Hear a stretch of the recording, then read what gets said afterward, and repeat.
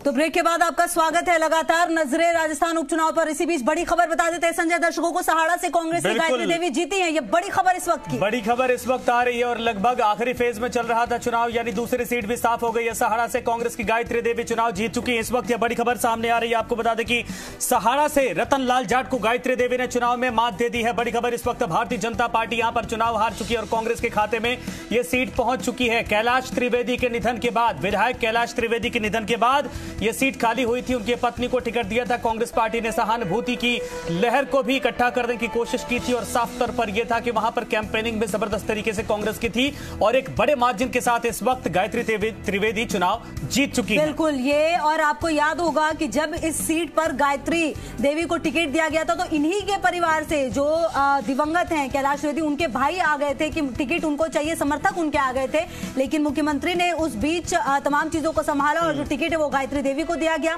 और अब उस विश्वास पर खरी उतरती हुई जो जनता का भरोसा है, जो जनता का प्यार है, वो मिला है। और मनवीर हमारे सहयोगी, ज्यादा जानकारी के लिए मेरे साथ मनवीर। सहाड़ा से गायत्री देवी की जीत, लगातार लीड पर थी और लगातार जो है अब जीत मिल चुकी है। मनवीर, क्या आपको हमारी आवाज आ रही है? ये केवल एक जीत नहीं है, सबसे बड़ी और महत्वपूर्ण बात यह है कि जी मनवीर अपनी बात रखिए। ऑन है क्या? चेक करो। हेलो। देखिए, सबसे बड़ी बात संजय, अगर इस पूरे चुनाव में हम देखने की कोशिश करते हैं तो जिन 3 स्थानों के ऊपर उपचुनाव हुए हैं उसमें सबसे बड़ी अगर कोई जीत है तो वो गायत्री देवी की जीत है। और इस जीत के पीछे के कारणों को एक बार टटोलना बेहद जरूरी हो जाता है। जिस तरीके से इस पूरे चुनाव की जो जिम्मेदारी है वो प्रदेश के चिकित्सा मंत्री डॉक्टर रघु शर्मा ने संभाली थी।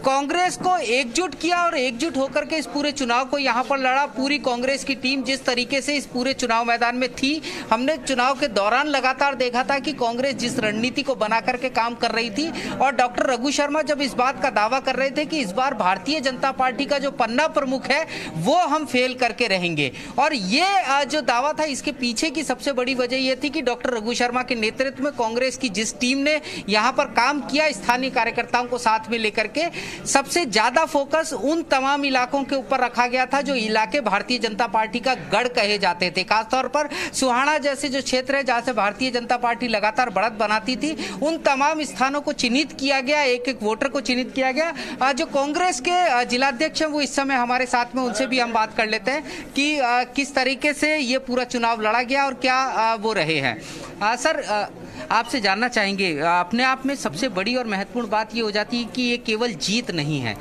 जिन 3 स्थानों के ऊपर चुनाव हुए उसमें सबसे बड़ी जीत अगर कहीं से हुई है तो सहाड़ा विधानसभा क्षेत्र से कांग्रेस की रही है। ये हमारे मुख्यमंत्री अशोक जी गहलोत के नेतृत्व में जो उनकी कुशल प्रशासन है उसकी ये जीत है। और भारतीय जनता पार्टी द्वारा जिस तरह सरकार गिराने की कोशिशें की गई है उसका एक जवाब है। और आप ये देख रहे होंगे इसमें बीजेपी चाहे सुजानगढ़ हो चाहे यहाँ जिस बुरी तरीके से हार रही है, इससे जनता ने उनको एक जवाब दिया है। और मुख्यमंत्री अशोक गहलोत की ताकत बढ़ाने का काम किया है। हमारे प्रभारी मंत्री रघु जी शर्मा साहब बराबर यहाँ रहे और उनकी पूरी टीम रही, उनके नेतृत्व में ये जीत है और उन सबको बहुत बहुत बधाई है। एक लादूलाल पितलिया का प्रकरण और दूसरी तरफ भारतीय जनता पार्टी में बिखराव जो था वो भी कहीं महत्वपूर्ण भूमिका अदा करता हुआ नजर आया।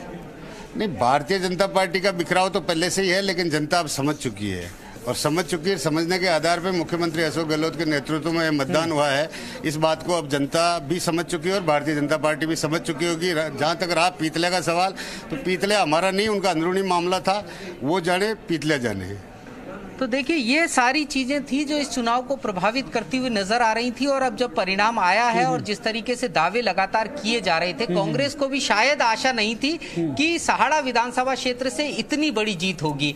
जब डॉक्टर रघु शर्मा से चुनाव के दौरान हमारी बातचीत होती थी तब उनका यही कहना होता था कि 20 से 25 हजार से ज्यादा वोटों से हम जीतेंगे। लेकिन जिस तरीके से ये जो अंतर है इतना बड़ा आया है वो महत्वपूर्ण हो जाता है। हमारे स्थानीय सहयोगी दिलशाद भी हमारे साथ में आंकड़ों को लेकर एक बार उनसे बात कर लेते हैं। दिलशाद, किस तरह के आंकड़े सामने आ रहे हैं? जी बिल्कुल मनवीर, जिस तरह के आंकड़े हैं उन्होंने कहीं ना कहीं 41 साल का एक इतिहास दोबारा दोहराया है। 1980 की अगर बात करें तो रामपाल उपाध्याय इतने ही बड़े मार्जिन से इस विधानसभा क्षेत्र से जीते थे और उसके बाद कैलाश त्रिवेदी जो स्वर्गीय विधायक हैं उनकी पत्नी ने ये इतिहास रचा है।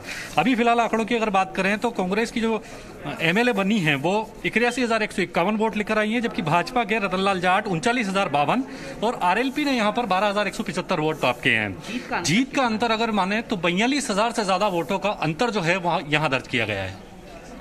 तो देखिए 42,000 का जो अंतर है वो अपने आप में एक बड़ा अंतर कहा जा सकता है, खासतौर पर उपचुनाव की दृष्टि से। और सबसे बड़ी बात यह है कि इस बार जब उपचुनाव हुए और अगर पोलिंग परसेंटेज की हम बात करते हैं तो पोलिंग परसेंटेज जिस तेजी के साथ में यहाँ पर गिरा था, गत विधानसभा चुनाव के अंदर लगभग 74% जो पोल है वो सहाड़ा विधानसभा क्षेत्र में हुआ, लेकिन इस बार की अगर हम बात करते हैं तो वो पोलिंग परसेंटेज गिर करके 56.56 मात्र रह गया था। तो ये जो पोलिंग परसेंटेज गिरा था, तो एक बार तो कहीं ना कहीं जो राजनीतिक जानकार हैं उनके जो कयास थे वो फेल होते हुए नजर आ रहे थे। लेकिन जिस तरीके के परिणाम आए हैं वो स्वाभाविक रूप से कहीं ना कहीं कांग्रेस को